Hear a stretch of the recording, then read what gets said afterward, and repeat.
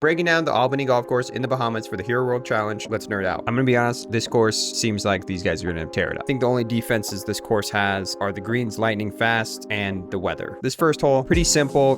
This is from tip tips, so 305 to this area. They're gonna see a lot of cuts off these bunkers, I bet, maybe with a 3-wood or a driver if they want to really get kind of aggressive. A lot of people are gonna have plenty of distance to get down here. The kind of punishment off the tee is these waste areas that are like sand. It kind of reminds me of like Pinehurst number 2. Going to be a little bit of RNG with your lie, kind of determines how penalizing these areas can be. But let's take a look at this green. You're going to see this a lot on this course, these false areas. You can kind of see it's kind of flat in the middle. I imagine we're going to see a lot of birdies on this hole because these guys are going to be 140 yards in, which is like a gap wedge for them. Unless it's windy, they're going to cook this hole. So this is hole 2. Pretty straightforward. Bunkers, everything kind of runs from this high left area to the right. The main challenging thing about this hole is this green. It's just kind of skinnier than it even looks now. Yeah, you got some false fronts, everything's running off here. Once again, if you just get it on the green, you're gonna have a pretty straightforward putt. You're gonna see a lot of these chips uphill. I'm curious to see if they use wedges for those bump and runs, or you see some like old school woods. That's the shot they're gonna get a lot on this course. Hole 3.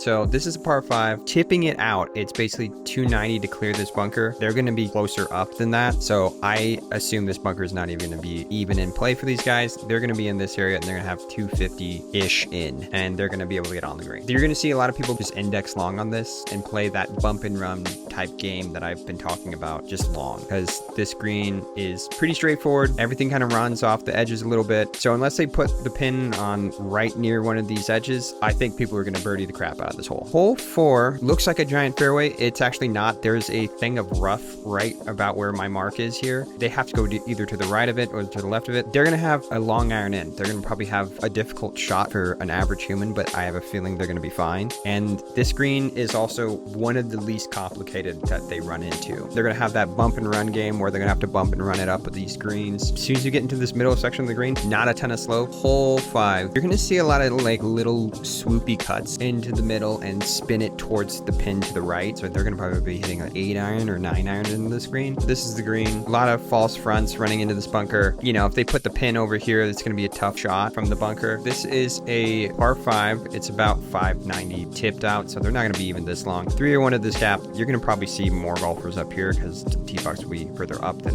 where I have it. Even from this mark, it's 240 in. They're going to get on. This green's actually technically a huge green that has 2 holes on it, so there's actually a piece of green that goes over here. Pretty flat on top. Bunker's not bad. You're going uphill even from the bunker, so they can probably get to stop. Going to see just a bunch of birdies. If you like content like this, follow for more. I'm going to keep doing it on probably the bigger tournaments, not all tournaments. Thought this would be fun.